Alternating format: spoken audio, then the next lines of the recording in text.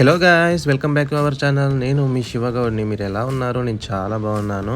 ఈరోజు మనము సరళమైసమ్మ టెంపుల్కి ట్రిప్ వేసాము. సో ఇక్కడ నుంచి మేము ఇక్కడ ప్రజెంట్ అయితే మేము పెద్దంబర్పేట్ దగ్గరలో ఉన్నాము. ఇక్కడ నుంచి మనము చౌటుప్పల్కి వెళ్ళాలి. చౌటుప్పల్ దగ్గరలో ఉన్న శ్రీ సరళమైసమ్మ తల్లిని దర్శించడానికి వెళ్తున్నాము. సో మనం ఇప్పుడు వెళ్దాం పదండి.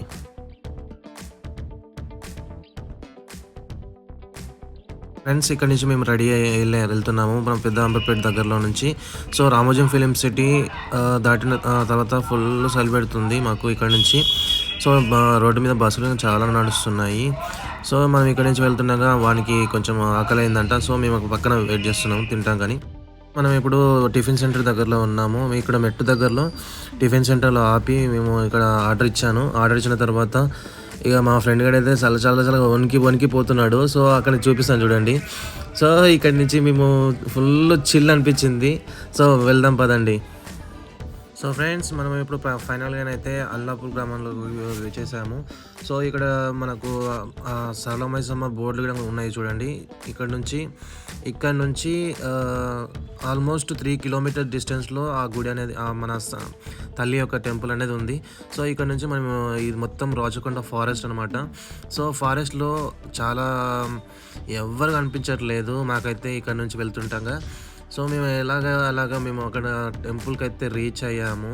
సో టెంపుల్కి రీచ్ అయ్యే ముందులో చాలా వరకు షాప్స్ ఉన్నాయి. అండ్ అంటారు కదా, ఈ మైసమ్మ తల్లి కాడికి రావాలి అని అంటే సుక్క ముక్క అనేది ఉంటుందని, అందుకనే సో ఇక్కడ మొత్తం మేకలు, గోళ్ళు, కళ్ళు అన్ని శాఖలు ఇక్కడ పోస్తారు.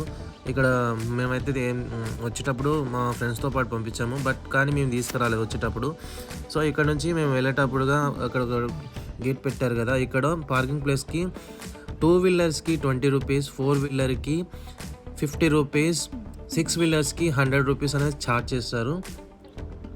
సో ఫ్రెండ్స్, ఇప్పుడు మేము పార్కింగ్ ప్లేస్ నుంచి మేము ఇక్కడ నుంచి కదిలాము. సో ముందరికి వెళ్ళిన తర్వాత గుడిసెలు ఉన్నాయి కదా, గుడిసెలలో ఆ తల్లికి తెచ్చే మేకలు కానీ కోళ్ళు కానీ వాళ్ళు అక్కడ దేవతకు బలించిన తర్వాత ఇక్కడ ఫుడ్ అనేది ఏర్పాటు చేస్తారనమాట. ఇక్కడ వండించడం కానీ అట్లాంటి కార్యక్రమాలన్నీ ఇక్కడ నిర్వహిస్తారు. ప్రజెంట్ మనం గుడికి ప్రాంగణం దగ్గరకు వచ్చాము.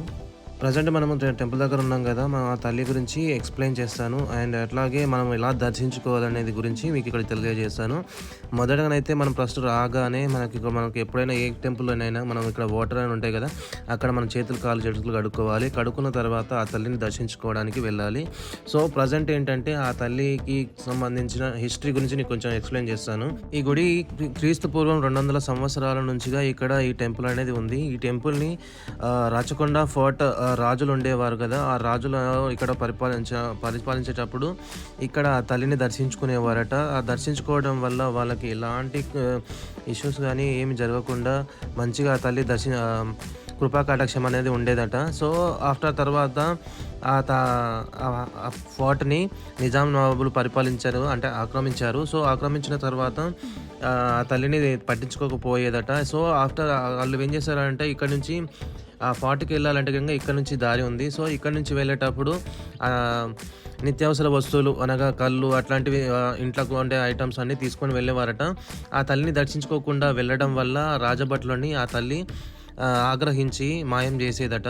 మాయం చేయడం వల్ల ఆ రాజు చాలా కంగారు పడి ఉండడం వల్ల అక్కడ ఆ నియరెస్ట్లో ఉన్న ఒక కుమ్మరి వారు ఇట్లా చెప్పారంట, ఆ తల్లి గురించి ఎక్స్ప్లెయిన్ చేశారట. ఎక్స్ప్లెయిన్ చేసిన తర్వాత ఆ తల్లిని దర్శించుకోవటం వల్ల మీ రాజభటులు అనేది వస్తారనేది చెప్పడం వల్ల ఆ నిజాం నవాబు వచ్చి ఆ తల్లిని దర్శించుకోవడం వల్ల ఒక 10 నిమిషాలలోనే ఆ రాజభటులని అందరూ ఆ రాచకొండ ఫోర్ట్కి రావటం జరిగిందంట.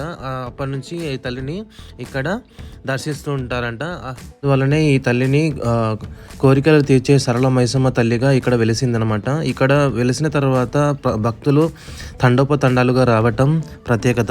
ఇక్కడ కోరిన కోరికలు అనగా పెళ్ళిళ్ళు కాని వారు పెళ్ళిళ్ళు జరగడం కానీ, సంతానం లేని వారు సంతానం జరగడం, అట్లాంటి కార్యక్రమాలన్నీ ఇక్కడ తల్లి అనేది నెరవేరుస్తుంది అనేది ఇక్కడ వారి నమ్మకం. ఈ తల్లిని దర్శించుకోండి. ఈ అమ్మవారిని దర్శించడానికి ఆదివారం రోజులు ఎక్కువ శాతం భక్తులు రావటం ఇక్కడ విశేషం అనమాట. ఎందుకంటే ఇక్కడ తల్లిని దర్శించటానికి ఆదివారం రోజు కోరిన కోరికలు నెరవేరిన వారు ఇక్కడ తల్లికి మొక్కులు అనేవి నిర్వహిస్తారనమాట. ఇప్పుడు ఈ టెంపుల్ చిన్నగా ఉంది కదా, ఈ టెంపుల్కి సంబంధించిన ఇంకో టెంపుల్ పెద్దది అక్కడ గుట్టపైన నిర్మించారనమాట. ఆ టెంపుల్ గురించి మీకు ఈ వీడియోలో తెలియజేస్తాను.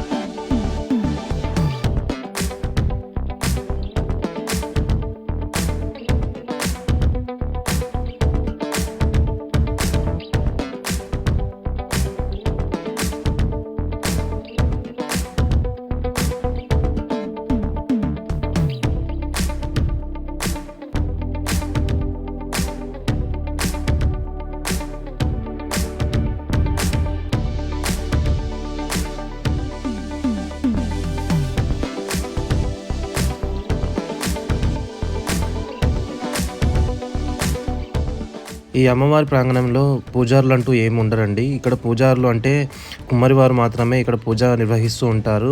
అలాగే ఇక్కడ బోనాలు నిత్య బోనాలు అనేది నిర్వహిస్తూ ఉంటారు.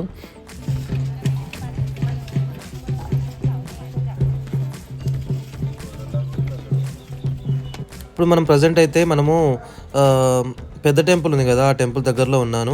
సో ఇప్పుడు ఆ చిన్న టెంపుల్ గురించి మొత్తం స్థల పురాణం గురించి చెప్పాను కదా. ఇక్కడ పెద్ద టెంపుల్ ఏంటంటే 2014లో నిర్మించారు. అట్లాగే ప్రతి పౌర్ణమి రోజు చండీ యాగాలు అనేది ఇక్కడ నిర్వహిస్తారు. శుక్రవారం రోజుల ఇక్కడ తల్లికి అభిషేకాలు కార్యక్రమాలను నిర్వహిస్తుంటారు. అట్లాగే ఇక్కడ పైన పూజారు ఉంటారండి. ఇక్కడ పైన వీడియోలు అనేది తీయనియరు. సో మనం ఇక్కడ ఏంటంటే ఫస్ట్ నుంచి వెళ్దాం పదండి.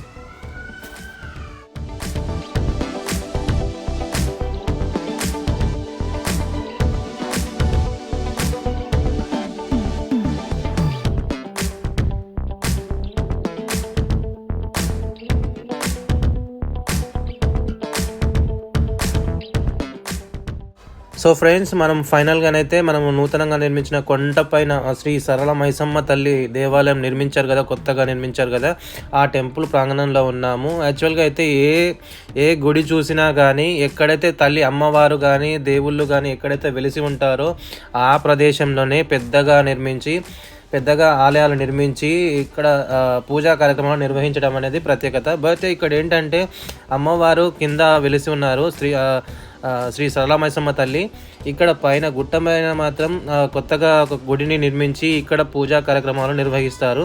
ప్రతి పౌర్ణమి రోజులలో చండీ యాగం కార్యక్రమాలు, ప్రతి శుక్రవారం రోజు తల్లికి అభిషేకాలు నిర్వహించటం ఇక్కడ మన ప్రత్యేకత.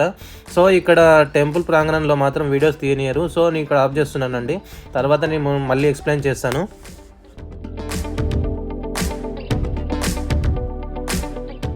ఫ్రెండ్స్, శ్రీ సరళ మైసమ్మ తల్లి గురించి నాకు తెలిసిన ఇన్ఫర్మేషన్ మీతో తెలియజేశాను. ఈ వీడియో నచ్చిన వాళ్ళు ప్రతి ఒక్కరూ లైక్ చేయండి, కామెంట్ చేయండి, సబ్స్క్రైబ్ చేయడం మాత్రం తప్పకుండా మర్చిపోవద్దు. ఇలాంటి మరిన్ని వీడియోస్తో మీ ముందుకు వస్తాను. ఇట్లు మీ శివగౌడ్ బ్లాగ్. Bye friends.